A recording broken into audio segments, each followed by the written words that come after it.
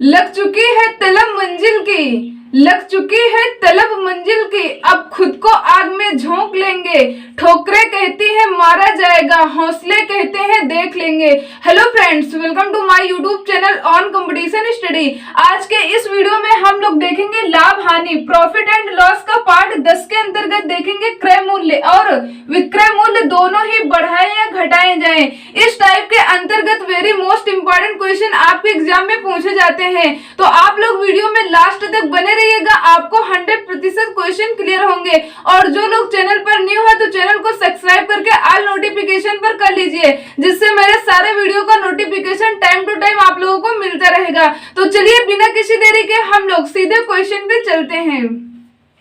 Question है यहाँ पे, अनु किसी वस्तु का विक्रय मूल्य उसके उत्पादन की लागत से 25% अधिक निश्चित करती है। यदि उस उत्पादन की लागत 20% बढ़ जाती है और वह उसका विक्रय मूल्य 10% बढ़ा देती है, तो उसका लाभ प्रतिशत क्या है? दशमलव के एक स्थान तक आपको ज्ञात करना है। तो आपके इस टाइप के अंतर्गत ऐसे क्वेश्चन पूछे जाते हैं, तो मैं आप लोगों को ऐसे तो आप लोग फार्मूला से क्वेश्चन को सॉल्व करते होंगे।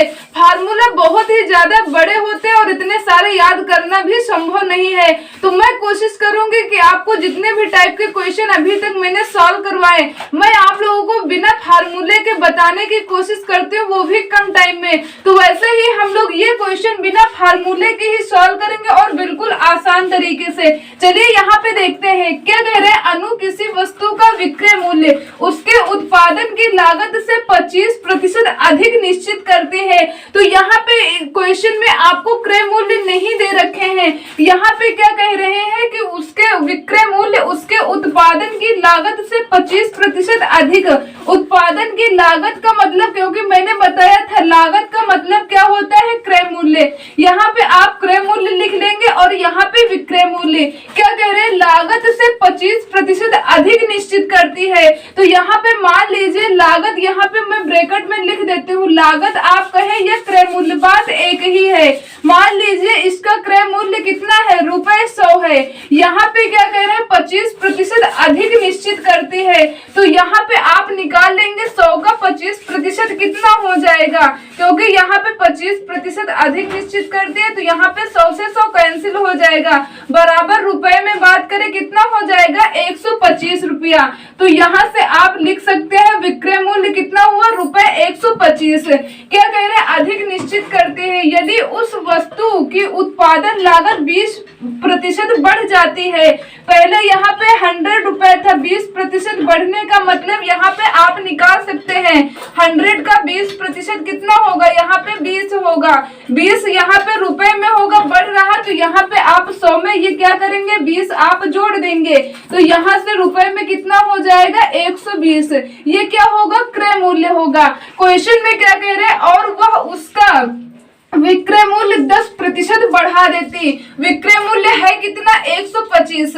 तो यहाँ पे 125 का 10% आप निकाल लेंगे, तो यहाँ पे कितना हो जाएगा, 10। यहाँ पे पॉइंट आप लगा देंगे क्योंकि एक 0 है, तो यहाँ पे हो जाएगा 12.5। बढ़ जाता है, ये 10% निकाल के बढ़ जा रहा, तो आप इसमें क्या करेंगे, 125 में 12.5 आप जोड़ देंगे। तो यहाँ पे हो कितना जाएगा, यहाँ पे हो जाएगा 137.5 रुपया। ये इस प्रकार से हो जाएगा। तो क्वेश्चन में कह क्या रहे हैं, तो उसका लाभ प्रतिशत क्या है, ये दशमलव के एक स्थान तक ज्ञात करना है। तो यहाँ पे 120 रुपया यहाँ पे ये क्रय मूल्य है, जबकि 137.5 रुपए ये विक्रय मूल्य है। तो यहाँ पे लाभ प्रतिशत निकालने के लिए मैंने आपको फार्मूला बताया था, यहाँ से इसे मैं हटा देती हूँ। ये रफ कार्य है, आपको यहाँ पे ये नोट नहीं करना है। तो यहाँ से आपको निकालना है लाभ प्रतिशत।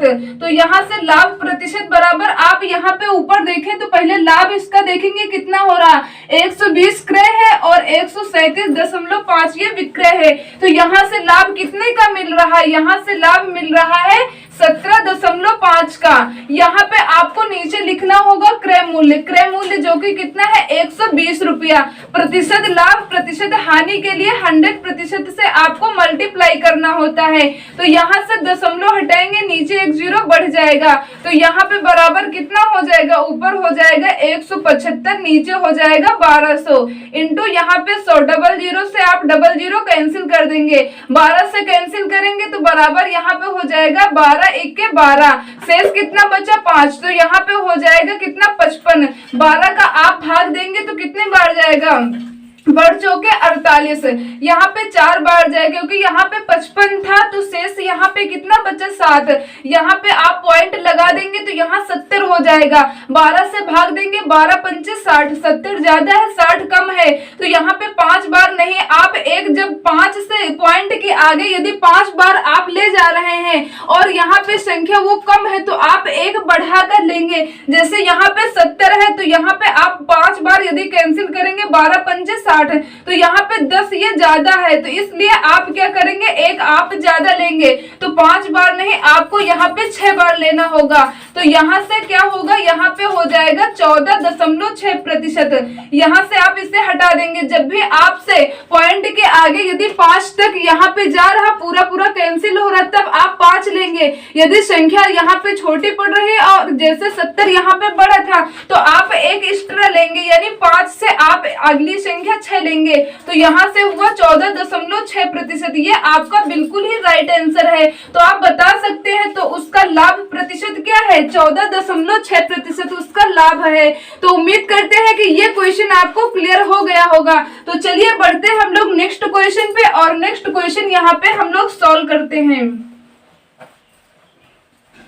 क्वेश्चन है यहाँ पे, एक व्यक्ति एक मेज 20% लाभ पर बेचता है। यदि उसने इसे 10% कम मूल्य पर खरीदा होता तथा रुपए 105 अधिक में बेचा होता तो उसे 35% लाभ होता। मेज का क्रय मूल्य है, तो यहाँ पे आपसे मेज का क्रय मूल्य पूछा जा रहा है। आप कैसे बिना फार्मूले के सिर्फ बेसिक कॉन्सेप्ट से यहाँ पे क्वेश्चन बना सकते हैं। यहाँ पे क्या कह रहे हैं, एक व्यक्ति एक मेज 20% लाभ पर बेचता। लाभ पर बेचता का मतलब यह हुआ विक्रय मूल्य। तो यहाँ पे क्रय मूल्य आपको नहीं दे रखे हैं, तो क्वेश्चन में जब क्रय मूल्य ना दे रखे हो तो क्रय मूल्य हमेशा आप कितना मानिएगा, 100।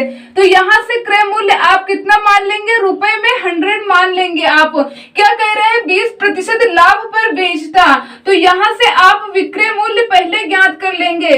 तो यहाँ पे 100 का 20% आप निकाल लेंगे, कितना हो जाएगा, यहाँ पे 0 से 0 कैंसिल हो जाएगा। यहाँ पे रुपए में कितना हुआ 20, क्योंकि 20 लाभ पर बेचता तो ये 20 आपको ऐड करना होगा, या आप डायरेक्ट 120% निकाल के भी लिख सकते थे। तो 20 आप जब ऐड कर देंगे 100 में तो कितना हो जाएगा, 120 हो जाएगा। अब यहाँ से ये रफ कार्य है। यहाँ पे क्वेश्चन में क्या कह रहे हैं, यदि उसने इसे 10% कम मूल्य पर खरीदा होता, 10% कम मूल्य का आप यहाँ पे 100% का 10% आप निकाल लेंगे, तो यहाँ से कितना हो जाएगा, रुपए में हो जाएगा 10। यहाँ पे क्या कह रहे हैं, 10% कम मूल्य पर खरीदा होता, तो कम मूल्य की बात कर रहे हैं तो आप क्या करेंगे, 100 में ये आप क्या करेंगे, 10 माइनस कर देंगे, तो बराबर यहाँ पे कितना हो जाएगा, यहाँ पे 90 रुपया हो जाएगा। यहाँ पे आप लोग ऐसे मत कंफ्यूज होइएगा कि यहाँ पे आप कभी 10% निकाल के माइनस कर देते हैं, कभी आप 90। आपको मालूम है जब लाभ की बात कह रहे, जैसे यहाँ 10% कम की बात हो रही, आप डायरेक्ट या तो 90% निकाल सकते हैं या 10% निकाल के आप माइनस कर सकते हैं। जैसे यहाँ पे 10% निकाल के हमने इसमें माइनस किया तो 90 आया, या आप यहाँ पे इसका 10% आप डायरेक्ट भी निकाल सकते हैं। 100 क्या कह रहे हैं, 10% कम मूल्य पर खरीदा होता, तो आप क्या करते, यहाँ पे 90% निकालते, 00 से 00 कैंसिल, यहाँ पे भी 90 हो जाता।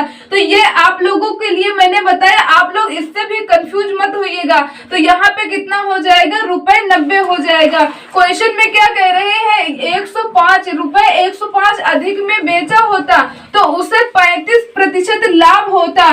तो यहाँ पे 90 का आप 35% पहले आप निकाल लेंगे तो यहाँ पे कितना हो जाएगा, 90 का जब 35% निकालेंगे 0 से 0 कैंसिल हो जाएगा, 5 से कैंसिल करेंगे, 5 दूनी 10, 5 सत्ते 35, 9 सत्ते 63, यहाँ पे 63 बटे कितना हो जाएगा, 2 कैंसिल करेंगे, 2 3 6, 2 1 2, 2 5 10, यहाँ पे कितना निकला 31.5।